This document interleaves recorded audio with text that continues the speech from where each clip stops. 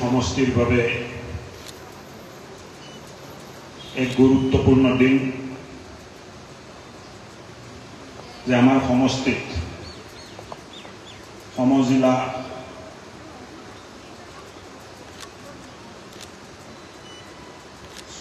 সুপ্ৰিটেণ্ডেণ্ট of police কাৰ্যালয়টো আৰম্ভ হৈ আছে আৰু এই গৰিমাময় কাৰ্যক্ৰমত উপস্থিত IGP নৰ্দাৰ্ণ জোন প্ৰশান্ত সাগৰ সিংমাই ডাঙৰীয়া DC আনন্দ কুমাৰ দাস ডাঙৰীয়া SSP শোণিতপুৰ বৰণপুৰ কাষ্ট ডাঙৰীয়া CDC দুতিবা বৰা ডাঙৰীয়ানী Jonali Patgiri commandant 31st Assam Police Battalion Hargomuni Das CDSP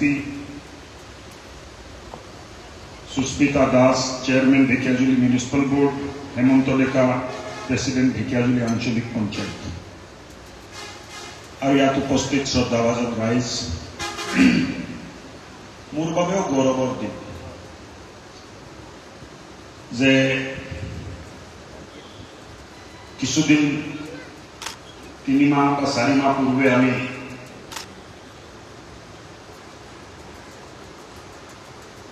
co-district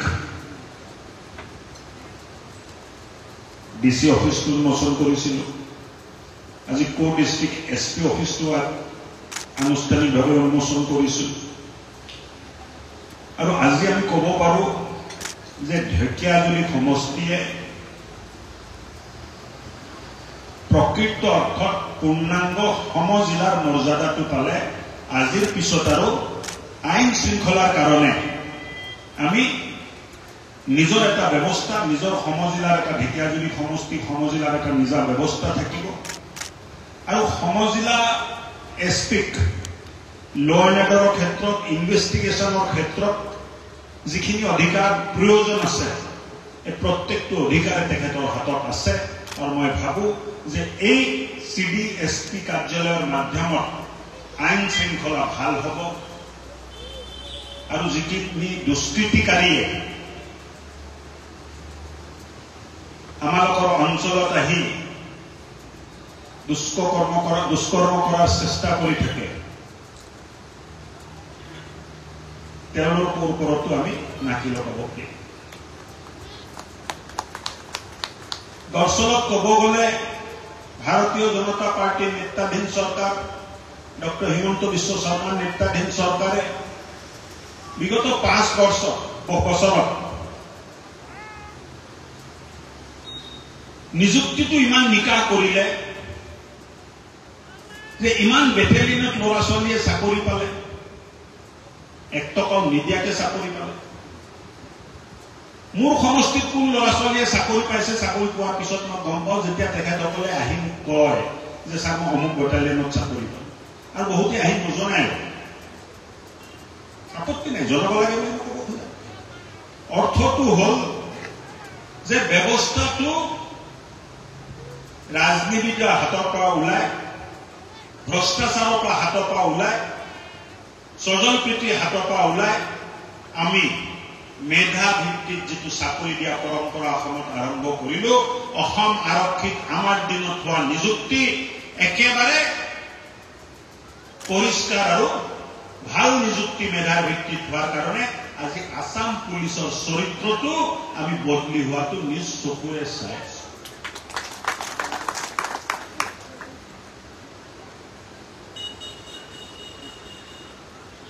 training national ষ্টেণ্ডাৰ্ডৰ training দিয়া আৰম্ভ কৰা হৈছে লাচিত বৰফুকন পুলিচ একাডেমী এতিয়া অকল অসমৰ নহয় সিদিনা আপোনালোকে লক্ষ্য কৰিলে নাই গোৱাৰ পৰা 700 জন পুলিচ অফিচাৰে আহি লাচিত বৰফুকন পুলিচ একাডেমী গোলাঘাটত ট্ৰেইনিং ল'লে আৰু দীক্ষান্ত সমাৰোহত গোৱাৰ মুখ্যমন্ত্ৰী আহি অসমৰ মুখ্যমন্ত্ৰীৰ লগত এই পাছিং আউট পেৰেডত অংশগ্ৰহণ কৰে আগত আমাৰ ল'ৰা ছোৱালীবোৰ বাহিৰত গৈছিল আমি ৰৈ থাকিব লাগে আমাৰ অফিচত ট্ৰেইনিং দিব লাগে আমি ৰৈ থাকিব লাগে কেতিয়াবা আন্ধ্ৰাত যাব লাগে, কেতিয়াবা পাঞ্জাবত যাব লাগে, তাত স্লট খালী নাথাকে, তেওঁলোকৰ অফিচৰ ট্ৰেইনিং চলি থাকে, যেতিয়া খালী থাকে তেতিয়া আমাক মাতে। এই কথাবোৰ মই আপোনালোকক কৈ আছো, পৰৱৰ্তীত অসমত নতুন অসম, এই নতুন অসমত আমালোকৰ সকলোৰে চিন্তাও নতুন হ'ব লাগিব, চিন্তাটো প্ৰগতিশীল হ'ব লাগিব, চিন্তাটো উন্নয়নমুখী হ'ব লাগিব, ঠেক মানসিকতাৰে এক স্বাৱলম্বী আত্মনিৰ্ভৰশীল অসম আৰু সুৰক্ষিত অসম গঢ় দিব নোৱাৰি। এটা সময় আছিলে, প্ৰথম 2016 যেতিয়া মই বিধায়ক হলো, বিধায়ক হোৱাৰ 3 মাহ পিছতে কৃষ্ণাহঁতৰ সন্মুখত আমাৰ বয়োজ্যেষ্ঠ ব্যক্তিসকলে স্বামী এটা লগাই তলত বহি আছে। কি হয়তো কিবা বেয়া কাম হল নেকি সমাজত বা চৰকাৰৰ দ্বাৰা যে বয়োজ্যেষ্ঠসকল ধৰ্মঘট কৰিব লগা আছিল?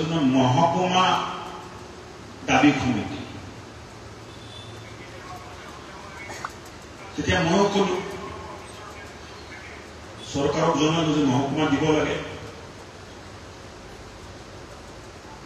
তেওঁ ক'লে যে জিলাখনে দুভাগ হৈছে মাত্ৰ, আকৌ যদি মহকুমা দি দিওঁ ডিচিৰ কামেই নাথাকিব। কিন্তু দেখোতে দেখোতে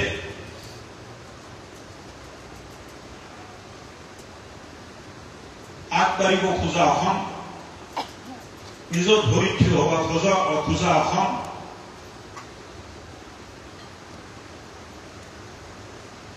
ইমান ডাঙৰ এটা ৰিফৰ্মছ হ'ল যে প্ৰত্যেকটো সমষ্টিৰ জিলা সদৃশ হ'ব।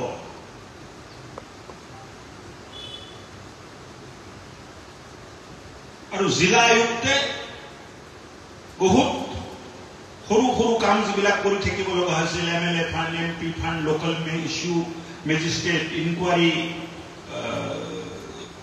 বেলেগ বেলেগ ইমপ্লিমেণ্টেশ্যনৰ এইটো বাদ দি জিলাৰ সামগ্ৰিক আৰ্থিক উন্নয়নৰ দিশটো চাব পাৰিব। অকল উন্নয়ন বুলি নহয়, অকল ডেভেলপমেণ্ট হলে নহব, আৰ্থিকভাৱেও আমি জিলাখনক সবল কৰিব লাগিব। ৰাস্তা ঘাট, এটা সময়ততো ৰাস্তা ঘাট, দলং, কোৰ্ট, পদূলি, মাষ্টৰ, ডক্টৰ চব হৈ যাব অসম। কিন্তু অসম যদি স্বাৱলম্বী নহয়, জিলাখন যদি স্বাৱলম্বী নহয়, জিলাৰ নিজৰ GDP যদি ভাল নাথাকে, বৰ্তমান যুগৰ ৰাজনীতি পিছ পৰি গৈছে, অৰ্থনীতি আগভাগ পাইছে। আৰ্থিকভাৱে জিলাখনক কেনেকে সবল কৰিব পাৰি তাৰ প্ৰয়াস এতিয়া আমি আৰম্ভ কৰিছো।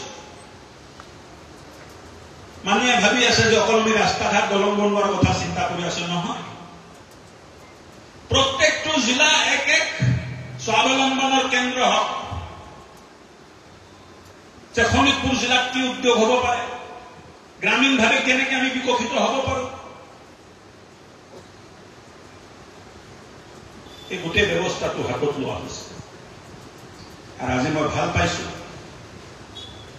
যে CDSP কাৰ্যালয় আৰম্ভ হ'ল। এটা সময় আছিলে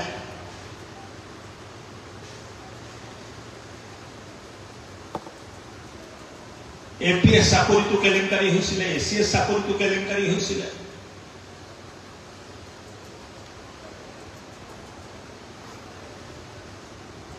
আৰু যেতিয়া মানুহে পইচা দি চাকৰিত সোমায়,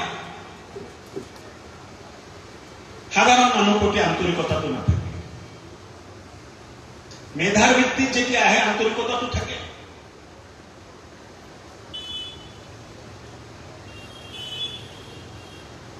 কেতিয়াবা দুয়োজনে আহি মোক কয়, পুলিচে কাম বুলি। ৰিলৰ দুনিয়াৰ পুলিচ আৰু ৰিয়েল দুনিয়াৰ পুলিচৰ মাজত বহুত পাৰ্থক্য আছে। এই কথাটো জনসাধাৰণে বুজিব লাগিব। চিনেমাত যেনেকে দেখে, মানে আসামীটো পলাই আছে, পুলিচে পলাই আছে, বিল্ডিঙৰ পৰা জঁপিয়াইছে, গুলি মাৰি দিছে, বাস্তৱ অৰ্থত ৰিয়েল চেন্সত পুলিচে তেনেকে কৰিব নোৱাৰে।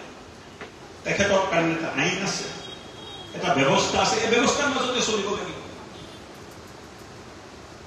ৰিলৰ দুনিয়াৰ পুলিচ আৰু ৰিয়েল দুনিয়াৰ পুলিচৰ মাজত পাৰ্থক্য আছে, এই কথাটো আমি উপলব্ধি কৰিব। এতিয়া ৰিল পুলিচ, যিটো ৰিল দুনিয়াৰ পুলিচ, এই পুলিচটো যদি ৰিয়েল দুনিয়াৰ পুলিচ হলে হয় চিনেমাত মজা নালাগিব।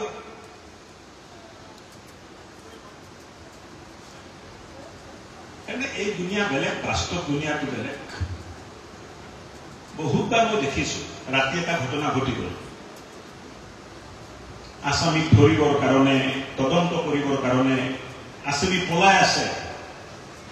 এইটো নহয় যে আসামীয়ে ক্ৰাইম কৰিব আৰু ক্ৰাইম কৰি পুলিচৰ কাৰণে বহি থাকিব, যে পুলিচ আহিব মোক ধৰিব, মই শান্তিত গুচি যাম। নাকা লগাব লাগে, ধৰিব লাগে, ৰাতি চাৰ্চ কৰিব লাগে, গোটেই ৰাতি কাম কৰিব লাগে। আকৌ ৰাতিপুৱা কিবা ঘটনা ঘটি গল, গা ধুবলৈ নাপায়, খোৱাটো দূৰৰ কথা, আকৌ যাব লাগে। এটা সময় আছিল পুলিচৰ কনষ্টেবলে অসমত 16 ঘণ্টা অব্দি ডিউটি কৰিছিল। নতুন ৰিক্ৰুটমেণ্ট হোৱাৰ পিছত অলপ সকাহ পাইছে। আৰু পুলিচে ভালকে দায়িত্ব পালন কৰি আছে বুলি সমাজ ব্যৱস্থা বহুত কষ্ট নোহোৱাকে আমি চলি আছো। পুলিচ আৰক্ষীক চিপাহীৰ পৰা সকলোকে ওপৰলৈ আমি ধন্যবাদ দিব লাগে জনসাধাৰণ হিচাপে, যে পুলিচৰ তৎপৰতাৰ কাৰণে আজিও অপৰাধটো বহুতখিনি আমি কণ্ট্ৰলত ৰাখিবলৈ সক্ষম হৈছো। আৰু যোৱা 5 বছৰত অপৰাধৰ হাৰ কমি গৈছে, FIR হাৰ কমি গৈছে। আৰু যিমান FIR আহিছে, আগত মাত্ৰ 6% কনভিকশ্যন হৈছিলে, এতিয়া উঠি প্ৰায় 30%, 24% বৃদ্ধি পাইছে। আগত FIR হৈছিল, বিচাৰ হোৱা নাছিলে। 400% ইনক্ৰিমেণ্ট ইন লাষ্ট 5 years। আমি পুলিচ যিমান ভাল কৰি আছো, চোৰ ডাকাইতো ইমান টেকনলজি আনি আছে। এইটোতো নহয় চোৰ ডাকাইত পুৰণা আছে, চোৰ ডাকাইতো টেকনলজি আনে, তেওঁলোকৰ তাতো মোবাইল আছে, ভিডিঅ' কেমেৰা আছে। আৰু এইবিলাক বেয়া মানুহবিলাক কোন অঞ্চলৰ পৰা আহে? বেছিভাগ, সকলোৱে কৰিব মানে বেছিভাগ কোন অঞ্চলৰ পৰা আহে এইটো পুলিচেও জানে, আমিও জানো। তাত অলপ চকুটো বেছিকে ৰাখক, বুজি পালে নে নাই? যিবিলাকে বেছি গণ্ডগোল কৰে, একো নাপালে আমাৰ সাধাৰণ মানুহৰ, কৃষকৰ ঘৰৰ গৰু অব্দি চুৰি কৰাৰ এটা প্ৰৱণতা গাঁও অঞ্চলত মই দেখিছো।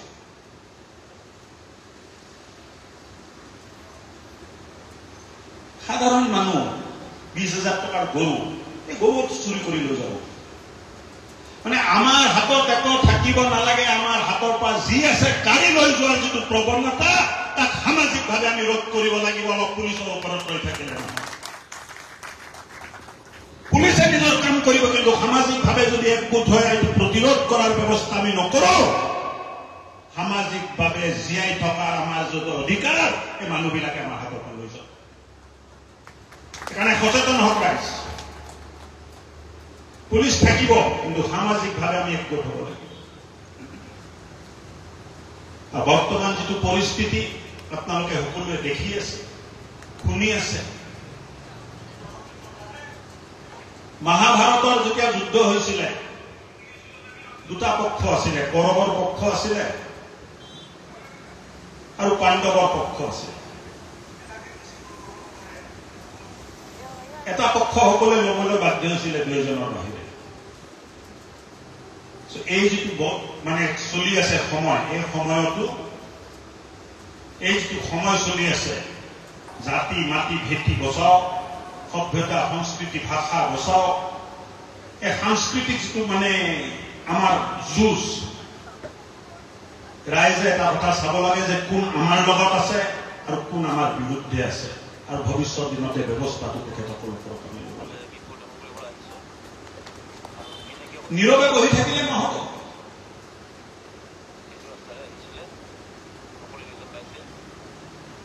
ঘড়ীটো পুৰা ঘূৰিছিলে, ঘড়ীটো 1ৰ পৰা 12লৈ যায়। এই 12 নোপোৱাৰ আগতে মুখ্যমন্ত্ৰী ডাঙৰীয়াৰ নেতৃত্বত মুখ্যমন্ত্ৰী ডাঙৰীয়াই এই ঘড়ীৰ কাটাটো ধৰি দিয়াৰ কাৰণে ঘড়ীটো সম্পূৰ্ণ নহল। আৰু এইটো আমি ধৰি ৰাখিব, লাহে লাহে নমাই এনেকুৱা স্থিতিত আমি লৈ যাব লাগিব যে আমাৰ ভৱিষ্যত, আমাৰ ল'ৰা ছোৱালীৰ ভৱিষ্যত, আমাৰ সংস্কৃতি, আমাৰ ভাষা, আমাৰ জাতি আহিব লগা দিনৰ কাৰণে সুৰক্ষিত হৈছে। আজি সমজিলা এই কাৰ্যালয়টো মই উন্মোচন কৰিলোঁ। অসমত প্ৰায় 39টা নতুন সমজিলা, তাৰপিছত আৰু যিমান কাৰ্যত সমজিলা হৈছিল চবতে সমজিলা আৰক্ষী অধীক্ষক নিযুক্তি দিছিলে।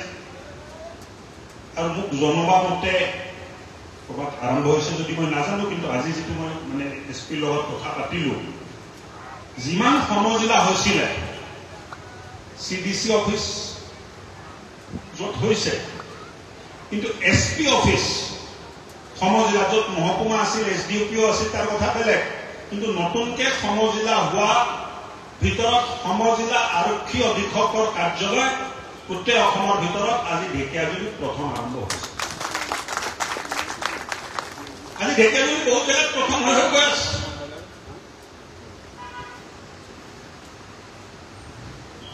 বহুত মানুহ আছে, এই মানুহক যদি মই ফোনো দিওঁ ক'ব যে পিতলহে দিছে, ফোন ক'ত দিছে।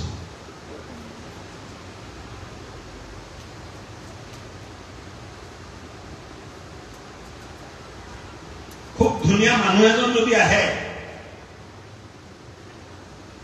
তেওঁ ক'ব বোলে ধুনীয়া নহয়, তাৰ জণ্ডিছ হৈ আছে,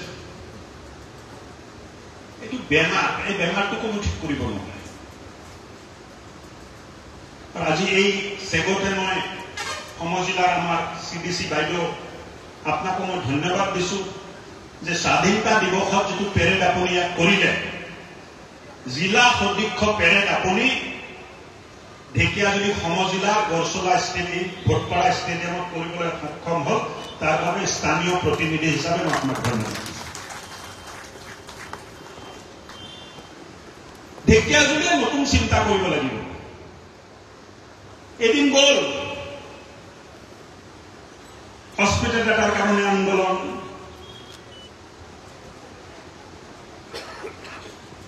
হাইস্কুল এটা স্বীকৃতি পাব লাগে তাৰ কাৰণে আন্দোলন। এতিয়া আন্দোলন নালাগে, এই চৰকাৰে আপোনালোকৰ মৰম স্নেহ বিচাৰে, আপোনালোকৰ আশীৰ্বাদ বিচাৰে, আৰু আপোনালোকৰ আশীৰ্বাদ পালে চব কাম হৈ যাব। হিমন্ত বিশ্ব শৰ্মা ডাঙৰীয়াৰ নেতৃত্বত অসম্ভৱ বুলি পৰিভাষা আমাৰ ডিক্সনেৰীত আমি ৰাখা নাই। ৰাইজৰ স্বাৰ্থত যি কৰিব লাগে তাৰ কাৰণে আমি প্ৰস্তুত আছো। যি কৰিব লাগে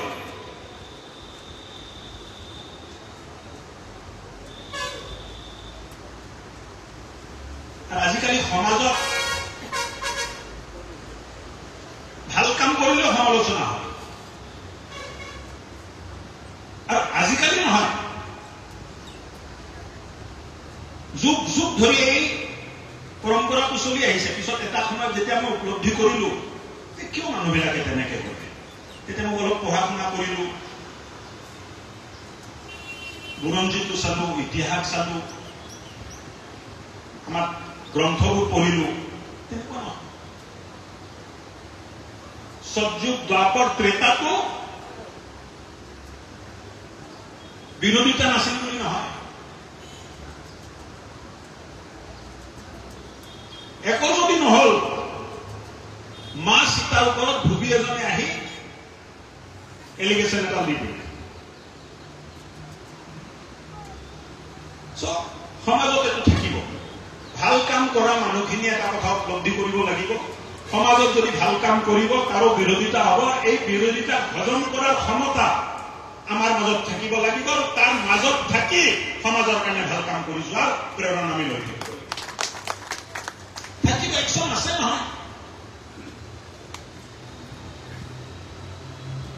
একশ্যন আছে।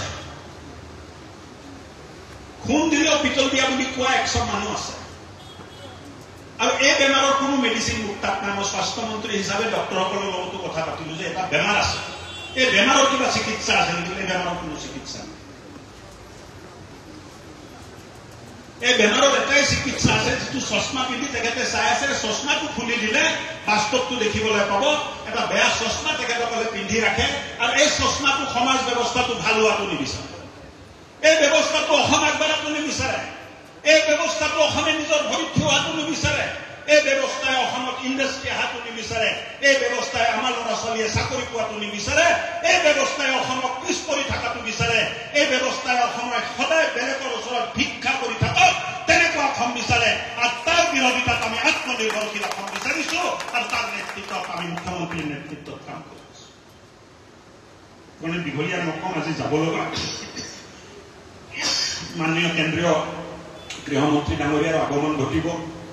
8টা বজাত পাৰ্টি অফিচত এটা মিটিং তেখেতৰ লগত আছে, তাত পাব লাগিব। তাৰ আগতে আমাৰ নতুনকৈ অন্তৰ্ভুক্ত হোৱা জনজাতি বড়ো ভাইসকলৰ মাজত যায় তেখেতসকলৰ আশীৰ্বাদ লৈ আহিম আৰু বাহিৰে বাহিৰে গুৱাহাটীলৈ ৰৱানা হ'ম। মাতি আনি সুযোগ দিয়াৰ বাবে ধন্যবাদ। আৰু চিন্তা কৰিব নালাগে, বহুতে আহি কাণত কৈ থাকে দাদা কি হ'ব, মোৰ একো নহয়। আকৌ 2026 ডক্টৰ হিমন্ত বিশ্ব শৰ্মা মুখ্যমন্ত্ৰী হ'ব, ইয়াতকৈ বেছি সংখ্যাগৰিষ্ঠতালৈ মানে মুখ্যমন্ত্ৰী হ'ব। সেইকাৰণে একো হ'ব লগা নাই, যিটো মই কৈছো এইটোৱে হ'ব লগা আছে। তাৰ মাজত বহুত নৃত্য নাটিকা চলি থাকিব, বুজা নাই? চিনেমাত লাষ্টত হিৰোয়ে ভিলেনক মাৰে, মানে নে নামাৰে? মানে নে নামাৰে? হয় নে নহয়? এইটো চবে জানে নে নাজানে? তাৰ পিছতো আমি 3 ঘণ্টা বহি চিনেমা চাই থাকো। এইটো নৃত্য নাটিকা। শেষত কি হ'ব এইটো আমি চবেই জানো। নৃত্য নাটিকাত আপোনালোকেও উপভোগ কৰোঁ, আমিও উপভোগ কৰোঁ। অহা দিনবোৰত আপোনালোকৰ লগত থাকি আত্মনিৰ্ভৰশীল অসমৰ যিটো আধাৰশিলা মুখ্যমন্ত্ৰীয়ে ৰাখিছে তাৰ ওপৰত এটা শক্তিশালী অসম, সুৰক্ষিত অসম। অকল শক্তিশালী নহলে নহব, আত্মনিৰ্ভৰশীল হলে নহব। আমাক অসমখন সুৰক্ষিত লাগিব। বিকশিত অসম, সুৰক্ষিত অসম আমাৰ চিন্তাৰ অংগ হব আৰু অহা দিনবোৰত তাকে লৈ আমি কাম কৰি আগবাঢ়ি যাম। ধন্যবাদ, নমস্কাৰ।